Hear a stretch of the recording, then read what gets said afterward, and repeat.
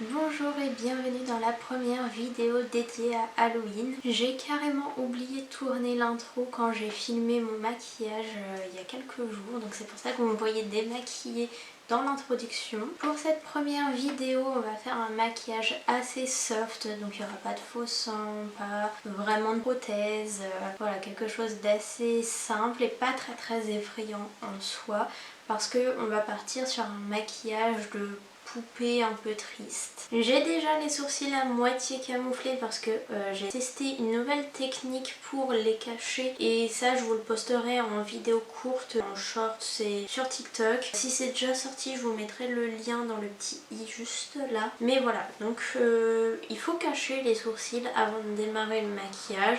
Si vous avez la chance de ne pas en avoir beaucoup et que les techniques habituelles avec la colle ou d'autres techniques qu'on peut voir sur les réseaux sociaux pour camoufler les sourcils fonctionnent sur vous, et bien écoutez, faites votre technique habituelle. Moi j'ai testé un truc parce que rien ne tient sur moi et je vais profiter de cette vidéo pour voir si cette technique là peut me convenir. Donc là je vais commencer par faire le teint et je vais utiliser pour ça la palette Athena et je vais prendre le fard noir et le fard blanc. Donc je vais mettre beaucoup plus de blanc que de noir, je vais mettre juste une toute petite pointe de noir histoire de griser un peu le blanc, mais je le veux pas non plus trop gris parce que je veux faire un espèce de teint de porcelaine, mais il faut pas qu'il soit totalement blanc parce qu'on va venir créer après des effets un peu de lumière avec du blanc pur, donc c'est pour ça que je le vire un peu avec du noir. Donc voilà ce que ça donne au niveau de la couleur. On est vraiment sur un gris très clair. Vous voyez, j'avais pris même trop de noir, j'ai mélangé que la moitié de ce que j'avais prélevé, j'en ai vraiment pas prélevé beaucoup côté du blanc. Donc je vais déjà mettre ce que j'ai sur ma spatule sur mon front, enfin sur mon visage. Je viens de penser que je n'ai pas mis de base, j'espère vraiment que ça va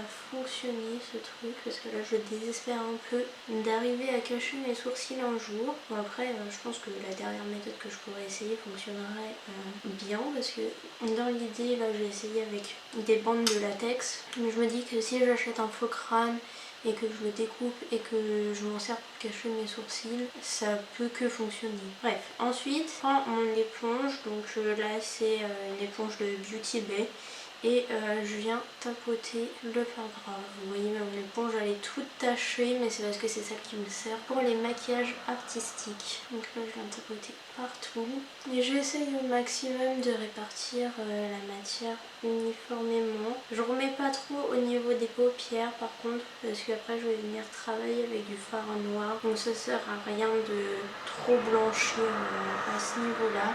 Il va falloir que je fasse les oreilles aussi après, ça va être super. Alors voyons voir si ça fonctionne sur ces sourcils. Ça fait une bonne démarcation quand même. En soi ça fonctionne mais ça se voit. J'aurais peut-être dû faire un fondu au coton latex pour que ça se voit moins. Maintenant que la base du teint est faite, je vais venir un petit peu ombrer tout ça. Donc je vais faire un mélange de blanc avec du noir, mais un peu plus foncé que celui que j'ai fait avant pour pouvoir sculpter un petit peu sans que ça passe trop d'un coup. Je suis arrivée à un gris comme ça qui est quand même un poil plus foncé que celui que j'avais tout à l'heure. Et là je vais l'appliquer au niveau du front, des joues, un petit peu au niveau du nez et au niveau de du visage. Je reprends mon éponge et je viens diffuser tout ça.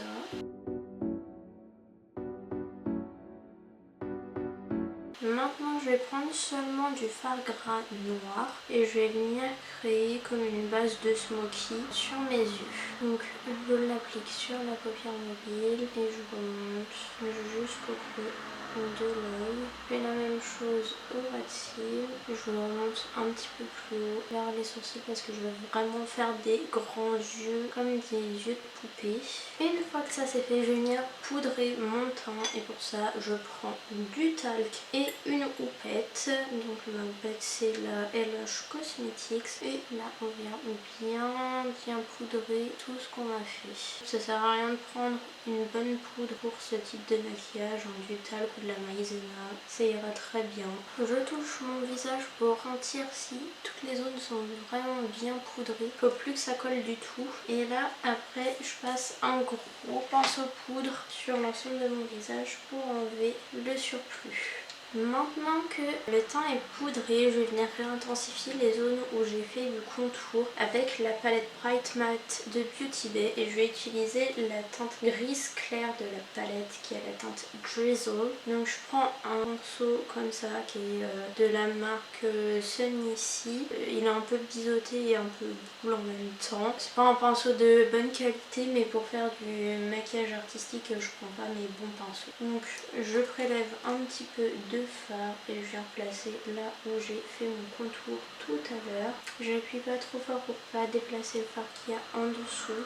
Ensuite je vais refaire la même chose sur les yeux mais avec un fard noir pour faire le smoky. Je réétale juste bien la base avant parce que ça a bien filé dans les plis. Et je vais prendre le fard noir qui s'appelle Illicit dans la palette de Beauty Bay, la Bright Matte comme tout à l'heure. Et cette fois-ci j'utilise un pinceau fluffy de chez Action. Donc je dépose la matière et ensuite je vais le l'estomper vers l'extérieur. Maintenant je vais venir tracer mes lèvres et je vais faire un style bouche en cœur et ronde je pense. Donc pour ça je vais utiliser le Line Loud de NYX Cosmetics en teinte Evil Genius. Alors il est très bien ce crayon mais c'est un enfer pour le tailler, je sais pas si c'est mon taille crayon qui va pas, mais tous les crayons NYX comme ça qui sont en matière un peu cire, c'est pas un crayon de bois, c'est un crayon de cire ou je sais pas quoi, ça fonctionne pas très bien avec mes tailles crayons, ça se taille super mal et c'est un enfer, à chaque fois je casse la mine donc je perds plein de produits. Voilà, qu'est-ce que je disais, là j'ai la mine qui m'est restée sur la lèvre alors que je viens de tailler le crayon.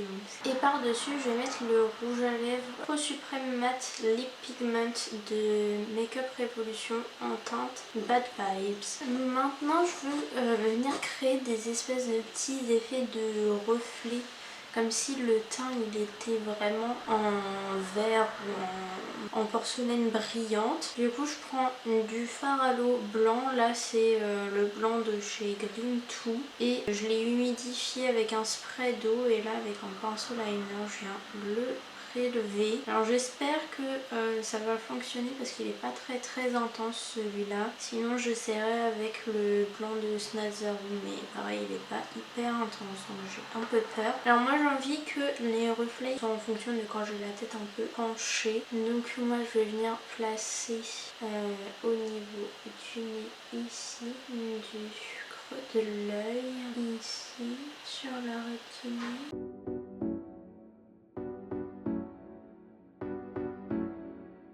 Je réajusterai après une fois que j'aurai collé mes petits accessoires parce que j'ai fait des petits trucs comme ça en colle chaude que j'ai bombé en noir et je vais venir les coller au niveau des yeux comme ça.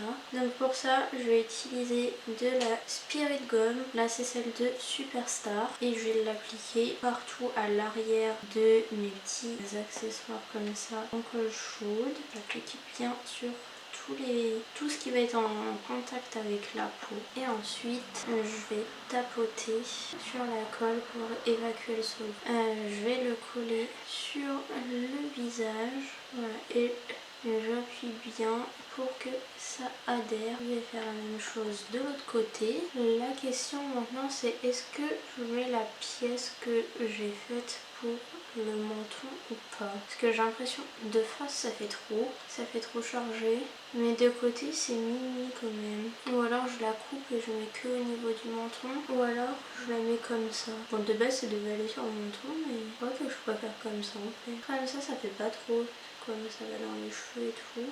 Je trouve que c'est joli. Voilà, je vais repasser sur mes traits blancs et les épaissir un peu parce que là je les trouve pas assez marqués. Maintenant je vais mettre du crayon blanc dans ma muqueuse et je vais mettre celui de la collection Beetlejuice et Makeup Revolution.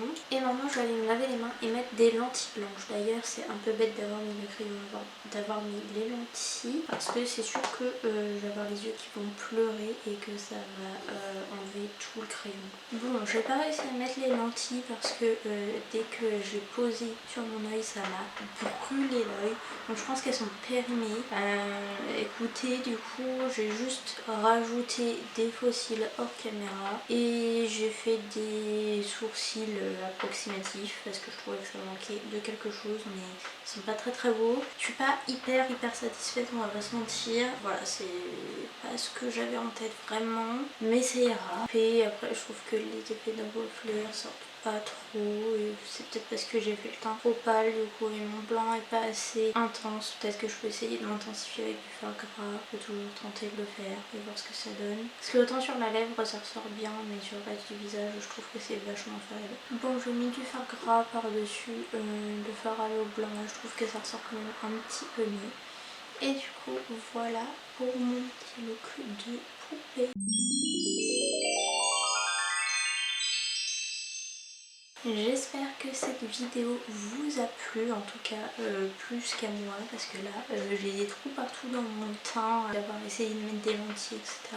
Et ça me répugne un peu. On se retrouve mardi prochain à 18 h pour une nouvelle vidéo. Bisous.